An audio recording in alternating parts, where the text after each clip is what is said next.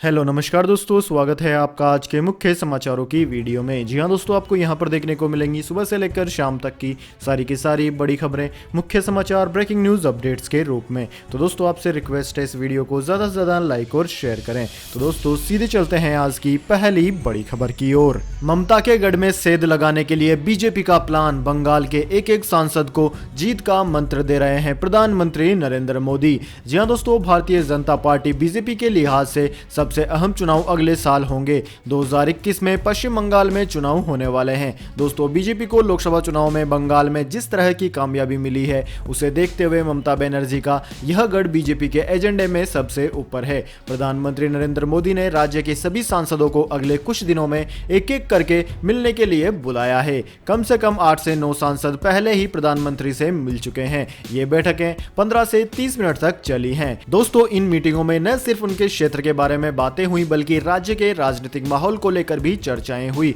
जो सांसद प्रधानमंत्री नरेंद्र मोदी से मिल चुके हैं, उन्हें न्यूज़ 18 को बताया कि उन्होंने अपने क्षेत्र से संबंधित मुद्दों पर प्रधानमंत्री से चर्चा की है। इसके बाद दोस्तों रुख करते हैं आज की अगली बड़ी खबर का। राहुल गांधी ने कहा, हिंसा और घृणा ने दिल्ली का भविष्य बर्बाद किया। जी हाँ दोस्तों, नागरिकता संशोधन एक्ट CAA के समर्थन व विरोध को लेकर उत्तरी पूर्वी दिल्ली के इलाकों में हुई हिंसा की घटनाओं के बाद शांति बहाली के प्रयास जारी हैं। लेकिन अब इन घटनाओं को लेकर राजनीतिक पार्टियों ने एक दूसरे पर निशाना साधना शुरू कर दिया है। दोस्तों ताजा मामला कांग्रेस पार्टी के पूर्व अध्यक्ष राहुल गांधी के दौरे को लेकर सामने आया है। बुधवार को कांग्रेस नेताओं का एक प्रतिनिधिमंडल दिल्ली के हिंसा प्रभावित इलाकों का दौरा करने पहुंचा, जिसमें राहुल गांधी भी शामिल थे। कांग्रेस का प्रतिनिधिमंडल बस में सवार होकर इलाके में पहुंचा। हिंसा प्रभावित ब्रजपुरी के एक स्कूल में पहुंचकर राहुल गांधी ने कहा कि हिंसा और घृणा की राजनीति ने दिल्ली का भविष्य बर्बाद कर दिया है। इस समय हम सबको मिलकर काम करने की जरूरत है ताकि हिंसा की घटनाओं से हम जल्द उबर सकें। इसके बाद दोस्तों रुख करते हैं आज की अगली बड़ी खबर का। मोदी सरकार का भ्रष्टाचार पर वार, बंद किए 3.38 लाख कंपनियों के बैंक खाते। जी हां दोस्तों, मोदी सरकार ने फाइनेंशियल सिस्टम में पारदर्शिता और जवाबदेही लाने के लिए देश की 3.38 लाख निष्क्रिय कंपनियों के बैंक खातों पर रोक लगा दी है। यही नहीं दोस्तों, बैंकों में धोखाधड़ी करने वालों पर CBI ने 626 मामले दर्ज किए हैं, जिनमें से 2111 आरोपियों पर आरोप तय किए गए हैं। केंद्रीय जांच ब्यूरो ने यह कार्रवाई वित्त वर्ष 2016-17 से इस साल 31 जनवरी तक की है। इस बात की जानकारी सांसद रवि प्रकाश वर्मा द्वारा राज्यसभा में पूछे गए सवाल के जवाब में केंद्रीय वित्त मंत्री निर्मला सीतारमण ने दी। इसके बाद दोस्तों रुख करते हैं आज की अगली बड़ी खबर का। महाविनाश का काउंटडाउन शुरू, अप्रैल में इस तारीख को हो जाएगा मानव सभ्यता का अंत।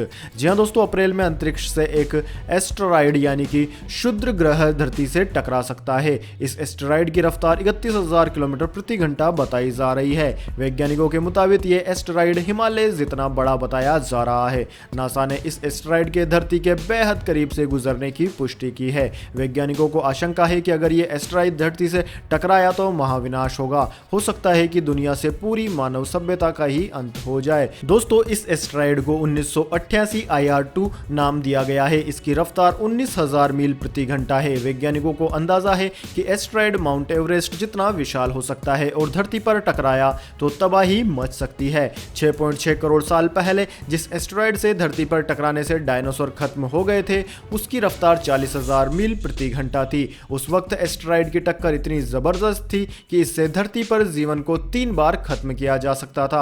हालांकि 2020 से इस एस्टेरॉयड के बारे में कहा जा रहा है कि इसकी रफ्तार डायनासोर युग को खत्म करने वाले एस्टेरॉयड की आधी है। लेकिन इसी से आप अंदाजा लगा सकते हैं कि दुनिया पर अंतरिक्ष से आ रहा यह खतरा कितना बड़ा है और क्यों वैज्ञानिक इसको लेकर चिंतित हैं। इसके बाद दोस्तों रुख करते हैं आज की अगली बड़ी खबर का। 16 साल की भारतीय क्रिकेटर बनी दुनिया की नंबर 1 बल्लेबाज, बनाया नया रिकॉर्ड।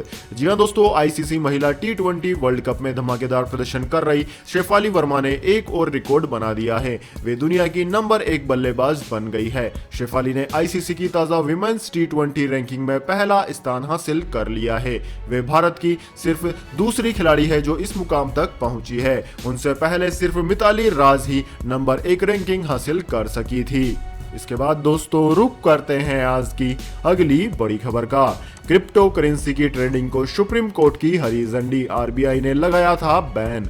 जी दोस्तों, सुप्रीम कोर्ट ने क्रिप्टो करेंसी की ट्रेडिंग को हरी झंडी दे दी है। कोर्ट ने आरबीआई द्वारा लगाया गया बैन अब हटा दिया है। सुप्रीम कोर्ट ने बैंकिंग लेन देन में बिटकॉइन और बाकी क्रिप्टो करेंसी पर पूरी तरह पाबंदी लगाने वाले रिजर्व बैंक के आदेश को निरस्त कर दिया है। दोस्तों, सुप्रीम कोर्ट ने माना है कि यह बहुत सख्त कदम है। इस मामले में दायर याचिका में याचिकाकर्ताओं ने कहा था कि भारत सरकार क्रिप्टो करेंसी पर बैन नहीं लगाया है, लेकिन आरबीआई ने अपनी तरफ से आदेश जारी कर दिया। यानी कि दोस्तों अब आप भी बिटकॉइंस का इस्तेमाल कर सकते हैं, इस पर कोई बैन नहीं है। भारत सरकार ने तो पहले भी बैन नहीं लगाया था, बस आरबीआई ने लगाया था और अब आरबीआई ने भी हटा दिया है। इसके बाद दोस्तों रुक करते हैं आज की अगली बड़ी खबर का।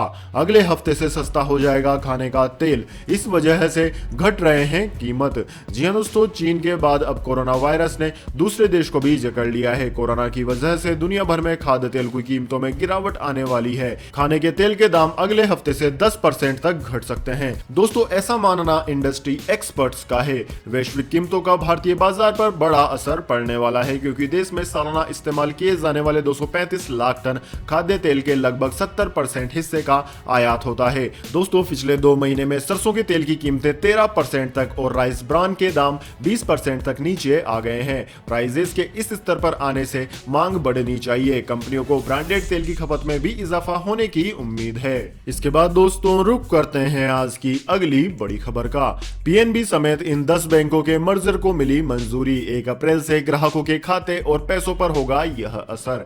जी हां दोस्तों, प्रधानमंत्री नरेंद्र मोदी की अध्यक्षता में हुई कैबिनेट बैठक में 10 बड़े सरकारी बैंकों के विलय को मंजूरी मिल गई है। सीएनबीसी आवाज को सूत्रों से मिली जानकारी के मुताबिक इसकी घोषणा 3 बजे प्रेस कॉन्फ्रेंस में की जा सकती है। वित्त मंत्रालय की ओर से 30 अगस्त 2019 को 10 सरकारी बैंकों के विलय की घोषणा की गई थी। अब दोस्तों इसको लेकर सरकार इसी सप्ताह नोटिफिकेशन जारी कर सकती है। इस विलय के बाद देश में 4 बड़े बैंक बन जाएंगे। नए बैंक 1 अप्रैल 2020 से अस्तित्व में आ सकते हैं। दोस्तों, मीडिया रिपोर्ट्स के मुताबिक मर्जर के बाद बैंकों के नाम भी बदल सकते हैं। हालांकि सरकार की ओर से अभी तक कोई भी बयान जारी नहीं हुआ है। वित्त मंत्री निर्मला सीतारमण ने बैंकों के मर्जर की घोषणा करते वक्त कहा था कि इस विलय के बाद देश में सरकारी बैंकों की संख्या 12 रह जाएगी। साल 2017 में देश में सरकारी बैंकों की संख्या 27 थी। इससे पहले देना बैंक और विजया बैंक का बैंक ऑफ बड़ौदा में विलय हुआ था। दोस्तों, बैंकों के मर्जर से ग्राहकों को नया अकाउंट नंबर और कस्टमर आईडी मिल सकती है। जिन ग्राहकों को नए अकाउंट नंबर या फिर आईएफएससी कोड मिलेंगे, उन्हें नए details income tax department, insurance कंपनियों, mutual fund, national pension scheme आदि में अपडेट करवाने होंगे। एसआईपी या फिर लोन ईएमआई के लिए ग्राहकों को नया इंस्ट्रक्शन फॉर्म भरना पड़ सकता है। नई चेकबुक, डेबिट कार्ड और क्रेडिट कार्ड इशू हो सकते हैं। फिक्स डिपॉजिट या फिर रैंकरिंग डिपॉजिट पर मिलने वाले ब्याज में कोई बदलाव नहीं होगा। इसके बाद दोस्तों रुक करते हैं आज की अगली बड़ी खबर का। मौसम समाचार, वेदर अपडेट। एक बार फिर बदलेगा मौसम, बारिश और बर्फबारी के हैं आसार। जी हां दोस्तों, तो जाने आज के मौसम समाचार, लेकिन उससे पहले मेरी आपसे एक छोटी सी रिक्वेस्ट है। अगर दोस्तों आपको अभी तक हमारी न्यूज पसंद आई है तो इसे एक छोटा सा लाइक जरूर दे दें, और अगर आपको पसंद नहीं आई है तो बेशक आप डिसलाइक भी कर सकते हैं, लेकिन दोस्तों लाइक और डिसलाइक करके अपना वोट जरूर दीजिए, क्योंकि दोस्तों यही हमारी मेहनत का फल होता है और इसी से हमें पता चलता है कि आपको हमारी वीडियो पसंद आई है या नहीं। तो दोस्तों जल्दी से जान लेते हैं आज के मौसम समाचार। दोस्तों, मौसम विज्ञान विभाग यानी कि इंडियन मेट्रोलॉजी डिपार्टमेंट की रिपोर्ट के अनुसार एक पश्चिमी विक्षोभ अफगानिस्तान और ईरान के करीब सक्रिय हुआ है। वहीं राजस्थान और उससे लगे हुए पाकिस्तान के हिस्से में एक साइक्लोनिकल सर्कुलेशन बना हुआ है। इसके चलते 4 मार्च से लेकर 7 मार्च 2020 के बीच उत्तर पश्चिम और मध्य भारत में कई जगहों पर बारिश होने की संभावना है। इस सिस्टम के चलते पंजाब, हरियाणा, चंडीगढ़, दिल्ली और उत्तर प्रदेश में बारिश दर्ज की जाएगी। दोस्तों, मौसम विज्ञान विभाग की रिपोर्ट के अनुसार मौसम में इस बदलाव से जम्मू कश्मीर, लद्दाख, गिलगिट बाल्टिस्तान, हिमाचल प्रदेश, उत्तराखंड, उत्तर प्रदेश, उत्तरी राजस्थान, पंजाब और हरियाणा में 5 और 6 मार्च को 40 किलोमीटर प्रति घंटे तक की हवाओं के साथ बारिश भी दर्ज की जा सकती है। वहीं दोस्तों, जम्मू कश्मीर, गिलगिट बाल्टिस्तान में बारिश के साथ बर्फबारी होने की भी संभावना बनी हुई है। हिमाचल और उत्तराखंड में 5 और 6 मार्च को बारिश दर्ज की जाएगी। इसके बाद दोस्तों रुक करते हैं आज की अगली बड़ी खबर का। पेट्रोल डीजल की कीमतों में आज हुआ बदलाव। जी हां दोस्तों, पेट्रोल डीजल की कीमतों में 4 दिन तक गिरावट के बाद आज कोई बदलाव देखने को नहीं मिला है। बात करें दोस्तों राष्ट्रीय राजधानी दिल्ली में 1 लीटर पेट्रोल और डीजल की कीमतों की, तो दोस्तों दिल्ली में आज 1 लीटर पेट्रोल की कीमत 71.44 प्रति लीटर रही, जबकि दोस्तों डीजल की बात करें तो डीजल 64.03 प्रति लीटर पर स्थिर रहा है।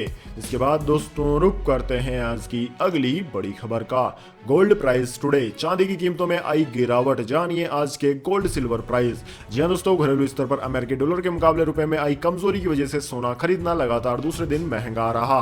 वहीं दोस्तों चांदी की कीमतों में भी गिरावट आई है। दोस्तों बात करें दिल्ली सराफा बाजार में आज के दामों की, तो आज दिल्ली सराफा बाजार में 10 ग्राम सोने के दाम 6 रुपए बढ़कर 42,958 रुपए प्रति 10 ग्राम पर पहुंच गए। वहीं दोस्तों दूसरी ओर चांदी की बात की जाए तो चांदी की कीमत 46,271 रुपए से गिरकर 46,213 रुपए प्रति किलोग्राम पर आ गई है। इसके बाद दोस्तों रुक करते हैं आज की अगली बड़ी खबर का। मार्च में गाड़ियों पर मिल सकती है 20 से 30% तक की छूट, कंपनी कर सकती है बड़ा ऐलान। जी हां दोस्तों, अगर आप गाड़ी लेने की सोच रहे हैं तो आपके लिए यह फायदे की खबर है। दोस्तों मार्च महीने में गाड़ी लेना आपकी जेब के लिए फायदेमंद हो सकता है, क्योंकि कंपनियां स्पेशल स्कीम लाने का पर विचार कर रही है। दोस्तों जानकारी के अनुसार मार्च में वाहन खरीदने पर आपको 20 से 30% तक की छूट मिल सकती है। BS4 के स्टॉक को खत्म करने के लिए कंपनी ये स्कीम लाने का विचार कर रही है। दोस्तों नए साल यानी कि 2020 की शुरुआत के साथ ही वाहन निर्माता कंपनियों ने BS6 वाहनों की लॉन्चिंग और BS4 वाहनों के स्टॉक को खत्म करने के प्रयास तेज कर दिए हैं। दोस्तों सुप्रीम कोर्ट के आदेश अनुसार BS4 वाहनों का 31 मार्च 2020 के बाद रजिस्ट्रेशन नहीं हो सका। जानकारों का कहना है कि BS4 के स्टॉक को खत्म करने के लिए कंपनियां 20 से 30% तक की छूट दे सकती है। तो दोस्तों यह थे आज के मुख्य समाचार। इसके बाद दोस्तों बारी आती है आज के माइंड क्विज क्वेश्चन की। जी हां दोस्तों, एक आसान से सवाल का जवाब देकर आप जीत सकते हैं एक अमेजिंग सरप्राइज गिफ्ट हमारे यूट्यूब चैनल की ओर से। तो दोस्तों आज का सवाल आपकी स्क्रीन पर आ चुका है।